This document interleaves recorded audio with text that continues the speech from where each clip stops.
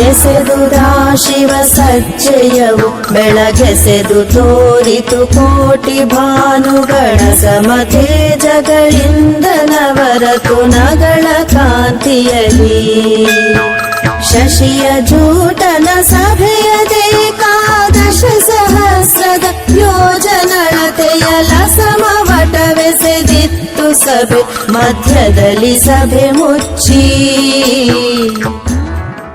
ಶಿವನ ಆಸ್ಥಾನದ ಪ್ರಭೆ ಎಂದರೆ ಶಿವನು ನೆಲೆಸಿರುವ ಆ ಸಭೆಯು ಅಥವಾ ಶಿವಸೆಜ್ಜೆ ಅಥವಾ ಸಭೆ ಬೆಳಗುತ್ತಿರುವ ರೀತಿ ಹೇಗಿದೆ ಎಂದರೆ ಅಲ್ಲಿ ಕೋಟಿ ಸೂರ್ಯರು ಏಕಕಾಲಕ್ಕೆ ಉದಯಿಸಿದರೆ ಎಷ್ಟು ಪ್ರಖರವಾದ ಬೆಳಕು ಇರುತ್ತದೆಯೋ ಅಂತಹ ಅಸಮಾನವಾದ ತೇಜಸ್ಸು ಅಲ್ಲಿ ಹರಡಿದೆ.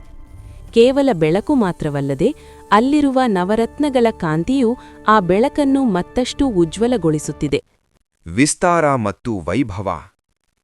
ಚಂದ್ರನನ್ನು ಜಟೆಯಲ್ಲಿ ಧರಿಸಿರುವ ಶಿವನ ಆ ಸಭೆಯು ಎಷ್ಟು ವಿಶಾಲವಾಗಿದೆ ಎಂದರೆ ಅದು ಸುಮಾರು 11,000 ಯೋಜನಗಳಷ್ಟು ವಿಸ್ತಾರವಾಗಿ ಹರಡಿಕೊಂಡಿದೆ. ಆ ಸಭೆಯ ಮಧ್ಯಭಾಗವು ಇಡೀ ಸಭೆಯನ್ನೇ ಆವರಿಸುವಂತೆ ಅತ್ಯಂತ ವೈಭವಯುತವಾಗಿ ಮತ್ತು ಅಚ್ಚರಿಯನ್ನುಂಟು ಮಾಡುವಂತೆ ನಿರ್ಮಾಣವಾಗಿದೆ. ಒಟ್ಟಾರೆಯಾಗಿ ಈ ಪದ್ಯವು ಶಿವನ ಆಸ್ಥಾನವು ಕೇವಲ ಒಂದು ಕಟ್ಟಡವಲ್ಲ, ಅದು ಅನಂತವಾದ ಬೆಳಕು ಮತ್ತು ದೈವಿಕತೆಯ ಸಮ್ಮಿಲನ ಎಂಬುದನ್ನು ಚಿತ್ರಿಸುತ್ತದೆ. ಈ ಪದ್ಯದಲ್ಲಿನ ವರ್ಣನೆಯನ್ನು ಮಾನವ ಶರೀರಕ್ಕೆ ಅಂದರೆ ಪಿಂಡಾಂಡಕ್ಕೆ ಹೋಲಿಸಿ ನೋಡಿದಾಗ ಅದು ಕೇವಲ ಒಂದು ದೈವಿಕ ಸಭೆಯಲ್ಲ, ಬದಲಿಗೆ ನಮ್ಮ ದೇಹದೊಳಗಿನ ಆಧ್ಯಾತ್ಮಿಕ ಕೇಂದ್ರ ಅಥವಾ ಬ್ರಹ್ಮರಂಧ್ರದ ವಿನ್ಯಾಸದಂತೆ ಭಾಸವಾಗುತ್ತದೆ. ಮಾನವ ಶರೀರ ಮತ್ತು ಈ ಪದ್ಯದ ನಡುವಿನ ಸಾಂಕೇತಿಕ ಹೋಲಿಕೆಗಳು ಇಲ್ಲಿವೆ. ಶಿವಸಜ್ಜೆ ಮತ್ತು ಬ್ರಹ್ಮರಂಧ್ರ ಸಹಸ್ರಾರ ಚಕ್ರ.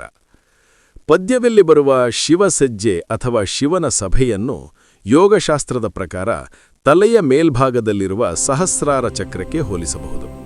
ಇದು ಶಿವನು ಅಥವಾ ಶಕ್ತಿ ಚೈತನ್ಯ ನೆಲೆಸುವ ತಾಣ ಎಂದು ಹೇಳಲಾಗುತ್ತದೆ. ಶರೀರದ ಅತ್ಯುನ್ನತ ಜ್ಞಾನೋದಯದ ಕೇಂದ್ರವೇ ಈ ಸಭೆ. ಕೋಟಿ ಭಾನುಗಳ ತೇಜಸ್ಸು ಮತ್ತು ನರಮಂಡಲ. ಕೋಟಿ ಭಾನುಗಳು ಎಂದರೆ ಜ್ಞಾನೋದಯವಾದಾಗ ಅಥವಾ ಯೋಗಸ್ಥಿತಿಯಲ್ಲಿ ಲಭಿಸುವ ಆಂತರಿಕ ಪ್ರಕಾಶವನ್ನು ಇದು ಸೂಚಿಸುತ್ತದೆ. ನಮ್ಮ ಮೆದುಳಿನಲ್ಲಿ ಹರಿಯುವ ಕೋಟ್ಯಾಂತರ ನರಗಳ ವಿದ್ಯುತ್ ಸಂಕೇತಗಳು ಮತ್ತು ಜಾಗೃತಗೊಂಡ ಬುದ್ಧಿಶಕ್ತಿಯು ಈ ಅಸಮ ತೇಜಸ್ಸಿಗೆ ಸಂಕೇತ.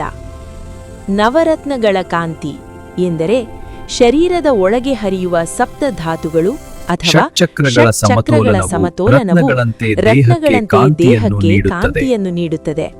ಏಕಾದಶ ಸಹಸ್ರ ಎಂದರೆ 11,000 ಎಂಬ ಸಂಖ್ಯೆಯನ್ನು 11 ಮುಖ್ಯ ದ್ವಾರಗಳಿಗೆ ಅಂದರೆ ಇಂದ್ರಿಯಗಳು ಮತ್ತು ಪ್ರಾಣನಾಳಿಗಳಿಗೆ ಹೋಲಿಸಬಹುದು. ಮಾನವ ಶರೀರವು ಹೊರನೋಟಕ್ಕೆ ಚಿಕ್ಕದಾಗಿ ಕಂಡರೂ ಅದರ ಒಳಗಿರುವ ನರನಾಡಿಗಳ ಜಾಲ ಸಾವಿರಾರು ಮೈಲಿಗಳಷ್ಟು ವಿಸ್ತಾರವಾಗಿದೆ. ಈ ಬೃಹತ್ ಜಾಲವನ್ನೇ ಯೋಜನಗಳ ಅಳತೆ ಎಂದು ರೂಪಕವಾಗಿ ನೋಡಬಹುದು. ಶಶಿಯ ಜೂಟ ಎಂದರೆ ಚಂದ್ರಧರ ಮತ್ತು ಶಾಂತ ಸ್ಥಿತಿ. ಶಿವನ ಜಟೆಯಲ್ಲಿರುವ ಚಂದ್ರನು ತಂಪಿಗೆ ಸಂಕೇತ. ಮಾನವ ಶರೀರದಲ್ಲಿ ಮೆದುಳು ಯಾವಾಗಲೂ ಶಾಂತವಾಗಿರಬೇಕೆಂದು ಯೋಗಿಗಳು ಹೇಳುತ್ತಾರೆ. ಜ್ಞಾನದ ಬೆಳಕು ಸೂರ್ಯನಂತೆ ಪ್ರಖರವಾಗಿದ್ದರೂ ಮನಸ್ಸು ಚಂದ್ರನಂತೆ ತಂಪಾಗಿರುವ ಸ್ಥಿತಿಯೇ ಈ ಶಶಿಯ ಜೂಟನ ಸಭೆ. ಸಭೆ ಮಧ್ಯದಲ್ಲಿ ಸಭೆ ಮುಚ್ಚಿ ಎಂದರೆ ಇದು ಶರೀರದ ಕೇಂದ್ರಬಿಂದುವಾದ ಆತ್ಮ ಅಥವಾ ಹೃದಯ ಕಮಲವನ್ನು ಸೂಚಿಸುತ್ತದೆ. ಇಡೀ ಬ್ರಹ್ಮಾಂಡವೇ ಶರೀರದೊಳಗೆ ಅಡಗಿದೆ ಎಂಬ ಅಣುರೇಣು ತೃಣಕಾಷ್ಠ ತತ್ವದಂತೆ ಈ ಸಣ್ಣ ಶರೀರದೊಳಗೆ ಅನಂತವಾದ ಸಭೆ ಅಂದರೆ ವಿಶ್ವ ಅಡಗಿದೆ ಎಂಬುದೇ ಇದರ ತಾತ್ಪರ್ಯ.